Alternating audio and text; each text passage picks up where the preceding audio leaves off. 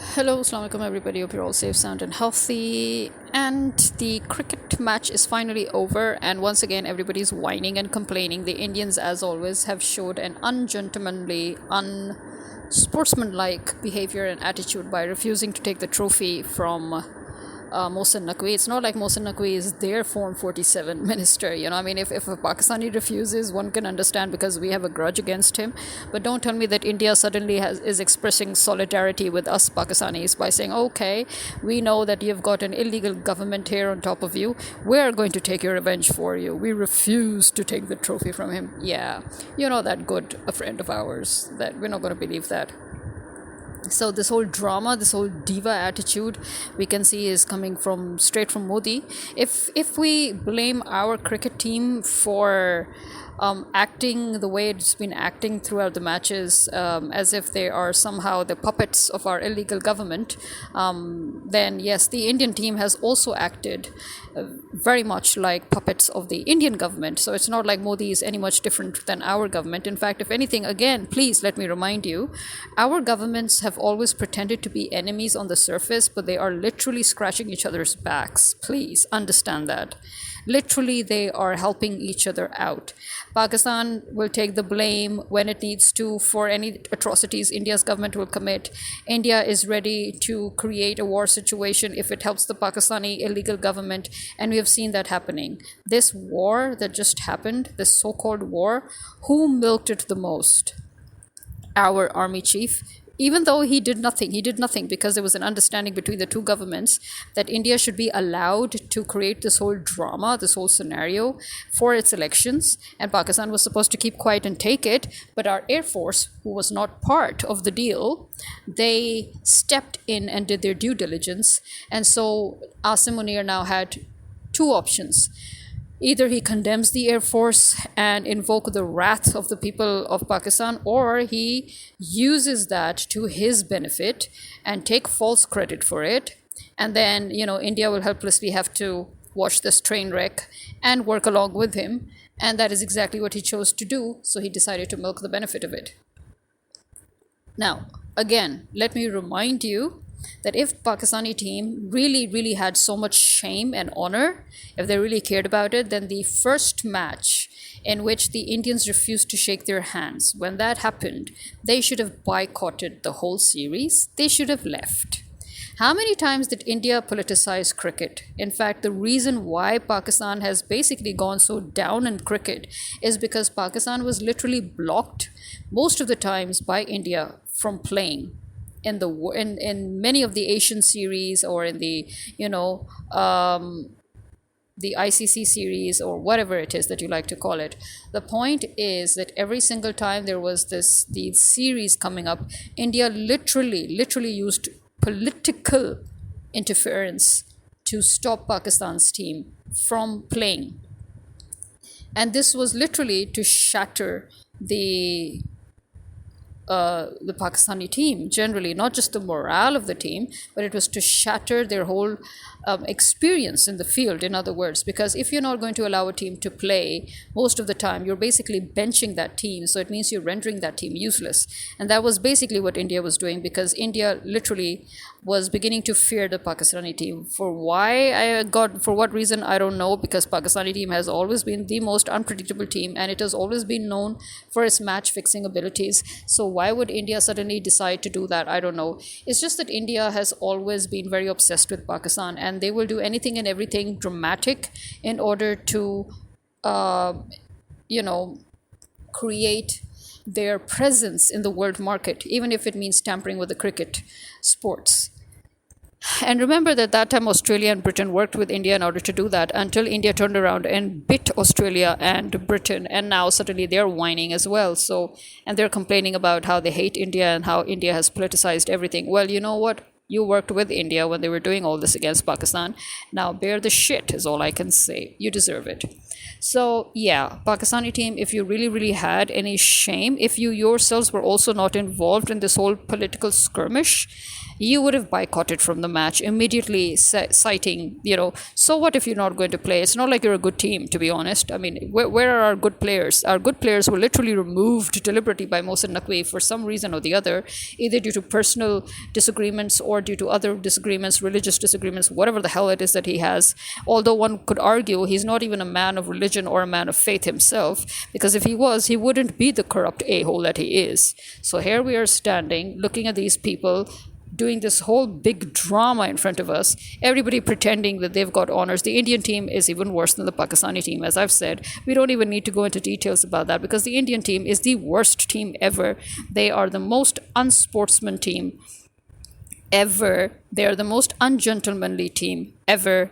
And remember, I'll keep on reminding you, the only way they could win that first World Cup that they ever won was after threatening the Muslims of India, and then threatening Pakistan, and then, ensuring that our president and prime minister go there physically and make sure that we lose the match. Why? Because it was Sachin Tendulkar's goodbye match, his farewell match, his last match, and he never had a win to his name. He never won a single World Cup. And that is why. Imagine. I mean, this is the kind of thing that India does. It's like, and as I said, that is when I stopped watching cricket, because to me, anything that gets politicized is not worth my time. So again, I would say, if the Pakistani team had any sense of shame, they would have boycotted the whole series and walked back. Simple as, okay? Why did you continue the series? Why did you go up to the finals? We all knew you were going to lose the finals anyway. Heck, I'm sure you knew you were going to lose the finals. So this was again one final act of drama on your part. And now again, you're pretending as if you've got shame and honor. Although, to be honest, I do find it hilarious and very, very, very, very Mohsen Naqvi-like for him to say, oh, you don't want the trophy from me? Fine, I'm taking it back with me to the hotel. And now India's whining about the fact that, oh, he took the trophy. Well, you're the ones who refused to take the trophy from him. You do realize you're dealing with a Form 47 Pakistani to boot, You're dealing with a Pakistani, and that even a Form 47 Pakistani, which means an illegally positioned Pakistani who has not earned a single position in his life on merit, and he's literally a corrupt man known to the whole world. And you actually allowed a thief. You thought it was such a big, an honorable situation for you, where you would go and say, oh, we refuse to take the trophy. Like he's a thief. You were lucky that he was actually offering you the trophy. You decided not to take it. Well, now you can cry your bejesus out, because that trophy ain't coming back to you, bro. It's gone.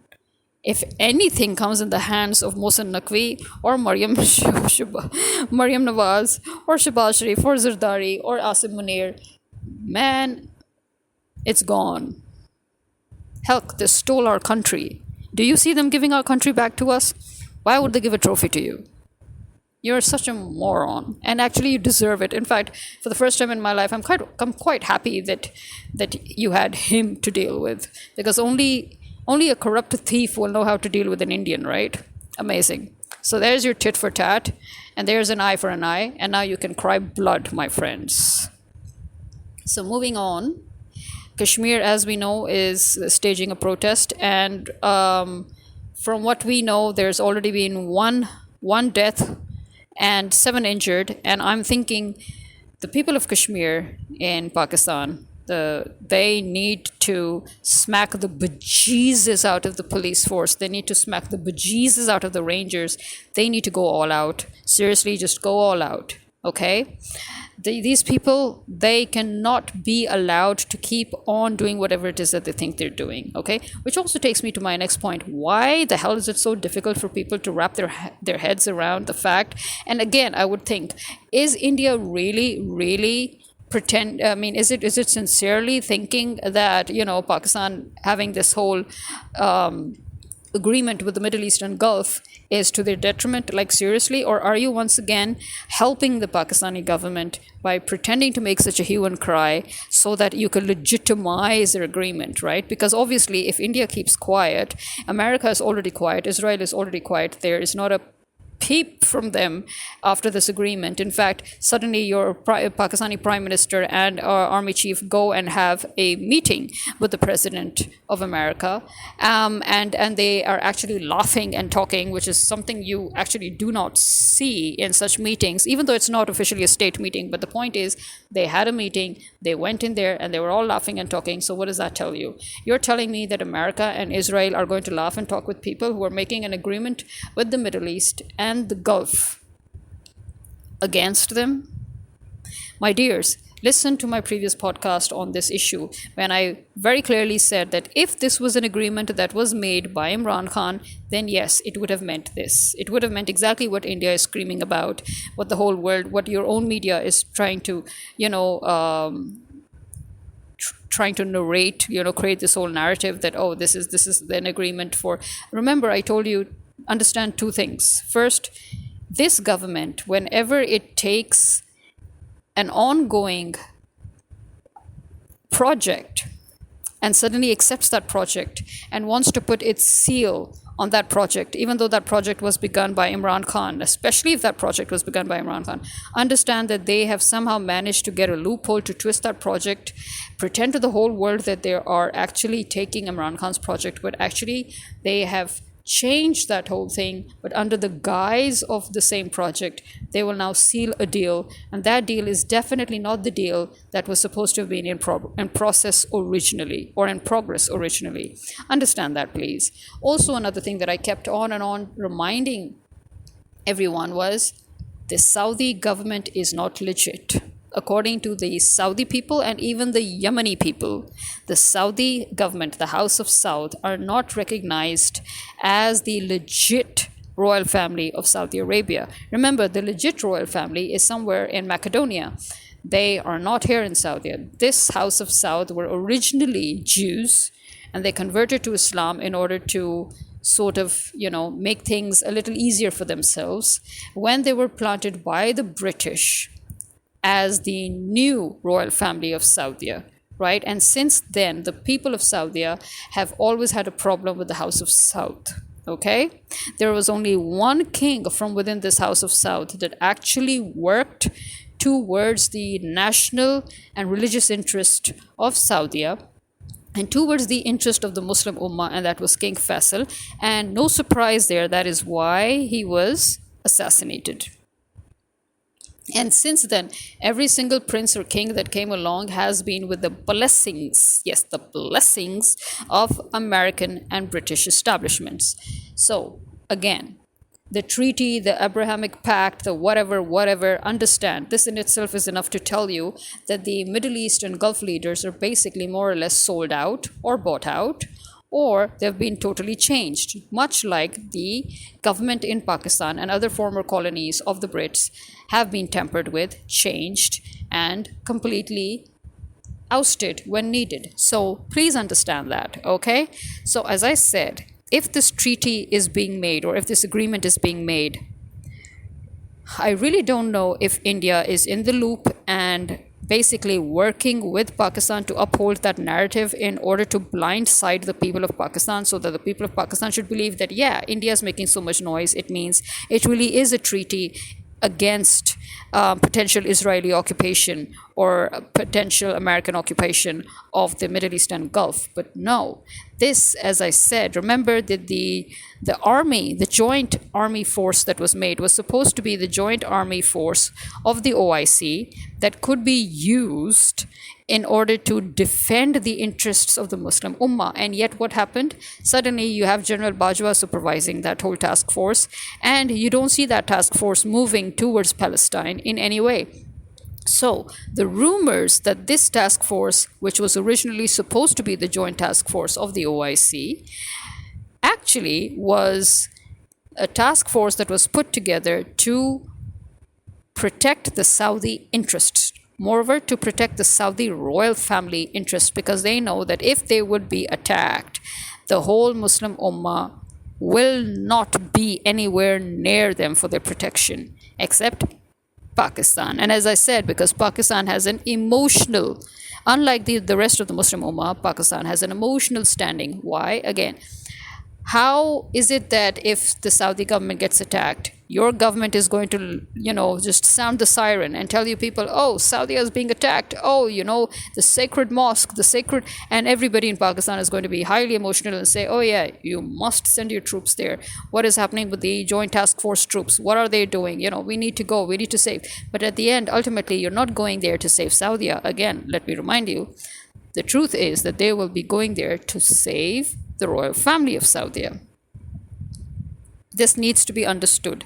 Okay? So remember, again, I'll remind you, our government and our army are not Muslims. They are what the Quran refers to as munshrikeen and munafiqeen. They are hypocrites, and they are those who commit shirk. Okay, which means their faith in God is actually next to non-existent.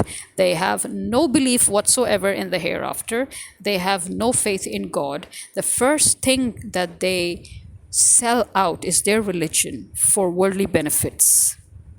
Okay, and that is the only way they keep coming back into power. They were put here by the Americans and the Israelis. I've said this like about 1,000 times in the past 2 years.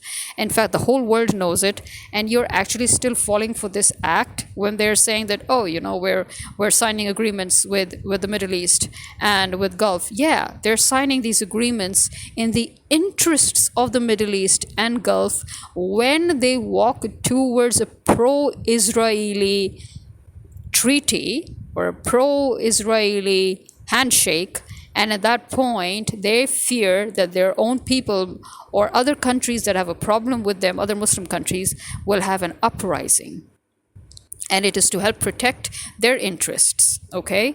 Yes, I understand that it is very suspicious, and it fits the narrative that after all, as soon as Qatar gets bombed by Israel, and America sits back and says, oh yeah, you know what, we had to do it, and so Qatar is after its interest. Obviously there is that, but using that to play on this narrative is what is going wrong here. You need to understand that.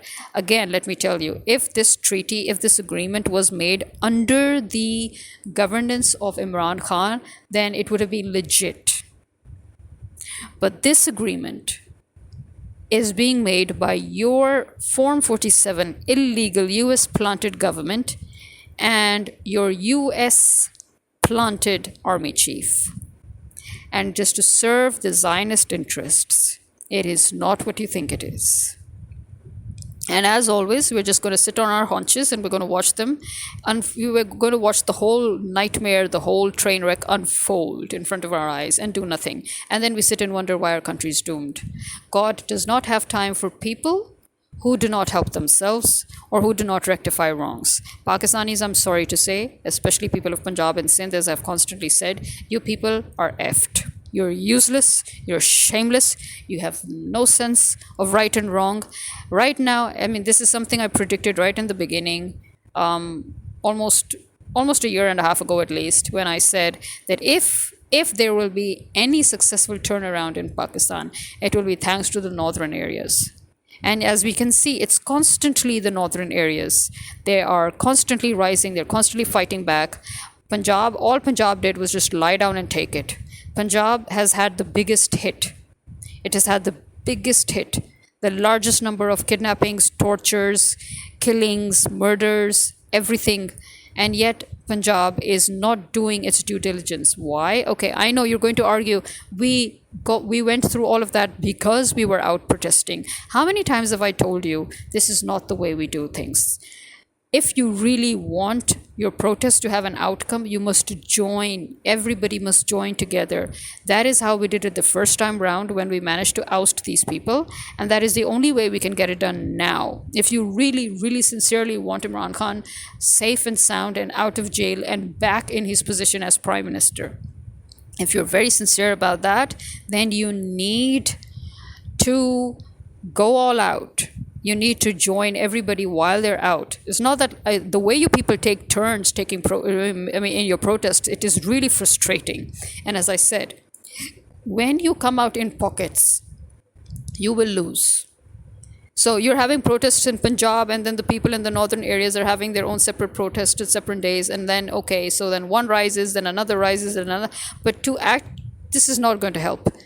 you need to collectively rise. You need to do a shutdown strike, whatever it is that you want to do. You need to shut down the whole country and show them that you mean business. Again, like we did before. I don't even understand what people are doing right now, seriously. When Punjab stages a protest, then Sindh is quiet. When Gilgit Baltistan and Kashmir stage a protest, then KPK is quiet. Now you've got Baluchistan, KPK, Kashmir and Gilgit Baltistan, all four of them, they are up and about and they are fighting. Why is it that now Punjab and Sindh are sitting down quietly? Oh, you're going to argue with me that on the 27th of September you all got together and you joined in KPK. Yeah, but again, this was supposed to gain momentum, especially why did you all come back after that Jalsa? Why? After that rally, why is everybody back? They should have joined in with Kashmir now. Then they should have joined in with Balochistan. They should have joined. So many golden opportunities that people keep losing. I don't even know what the frack it is that people in Pakistan think they're doing, but whatever it is, it's not working. And again, as I said, I know because I've said it myself that actually the real reason why nothing seems to be working is because we do not have any third parties' interests that align with ours. The reason why it worked in Bangladesh is because, well, in their case too, it took them a very long time to finally get to this point.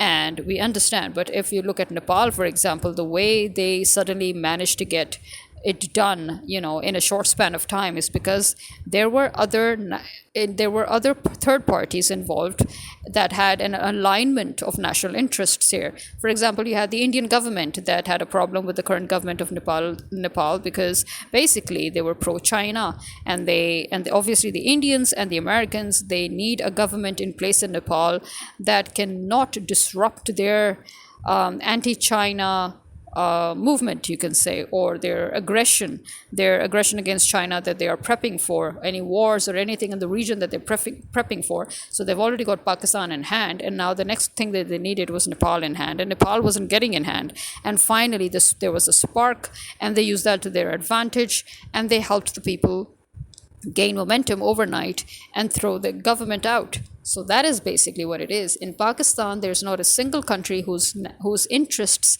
align with ours. No. In fact, you have America, you have India, you have Britain, you have France, you have the whole of Europe, you have other countries, you have the Middle East. All their interests right now are aligning with our government's interests, not ours. And again, the Middle East, their interests would have aligned with our interests.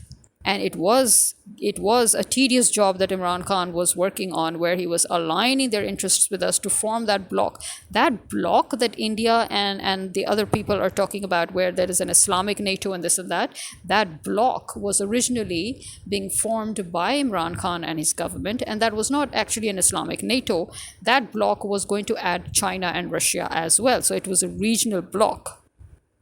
Okay? And it was to break that there were so many things that Imran Khan had set in position, and it was to break all of those things set in motion that he was ousted. And one of those was this bloc. So now people are thinking that, it is that same bloc. No, it's not. There is no Islamic bloc. There is no Islamic NATO forming, because it is this government that you're talking about. Yes, Imran Khan was forming that sort of that bloc, that regional bloc, or NATO, or an Asian NATO, or whatever you like to call it. He was forming it, but this government is not at all working on that exact same project. No, but they are allowing you to think that they are pursuing that project. Again, why? To keep our people in Pakistan confused. And to keep us in check, because when there's confusion and there's doubt, then you people don't know what to do.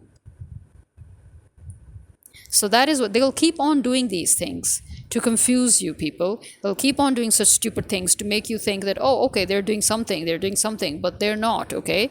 Please learn to read between the lines. How can you trust somebody who has done so much against you, who has literally kidnapped your people, who has killed your people, who has tortured kids, old people, women? But how can you even think about, again, as I said, no wonder you're doomed. No wonder you're doomed. No wonder God keeps on sending all these curses and all these plagues on you, is because you're just not getting it. You're just not getting it.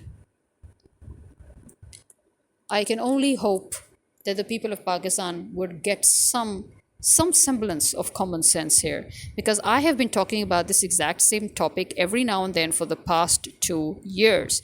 I have talked about this exact same treaty like just a few days ago when I said, understand that this is a double edged sword. Understand that on the surface it seems to be this, but on the inside they are not working on our interests or in our interests. Please, for God's sake, use your brains. This is me signing out. Khuda Hafiz.